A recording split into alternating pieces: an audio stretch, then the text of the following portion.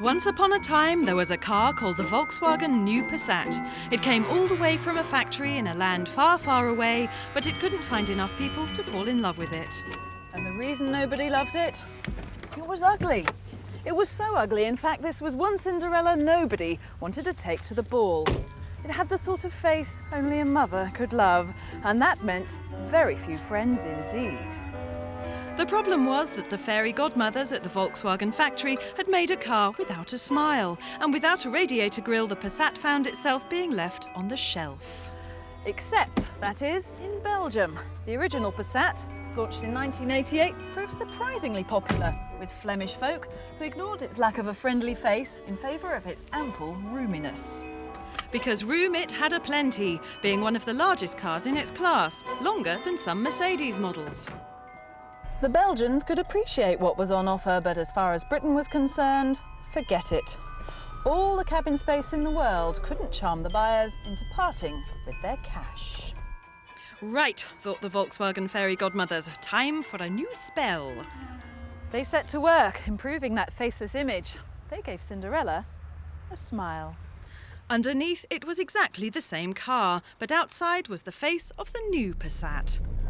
But somehow it just wasn't enough, except in Belgium.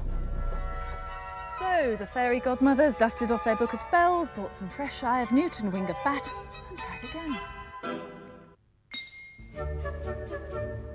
When the magic dust had settled, the new Passat appeared, a brand new re-engineered model with a range of features its ugly sisters could only dream of.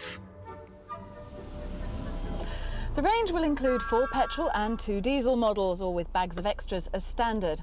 Now, the prices aren't finalised yet, but they'll start at just under £14,000 for the 1.6e and £15,800 for this, the Passat S 1.9 TDi. The cars are so new that only this German left-hand drive was available to test. So, did the fairy dust work? Well, there's certainly a feel of solid quality. It has that indefinable something that we've come to expect from German cars. The foot controls are light. The gear shift isn't, but it is solid and sure. My only niggle inside the car is having to flip up the armrest to operate the handbrake comfortably. The new Passat's up against tough competition in its class and against its own ugly sister reputation. But I think this is one sad fairy tale that should have a happy ending.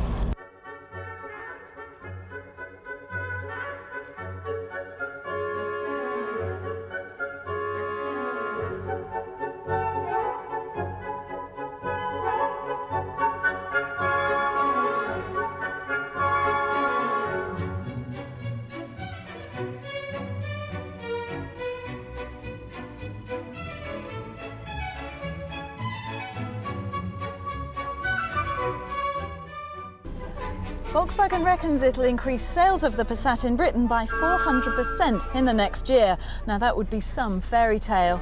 All I know is you have to kiss an awful lot of frogs before you find your prince. But whatever happens, it's bound to do exceptionally well in, but you know where.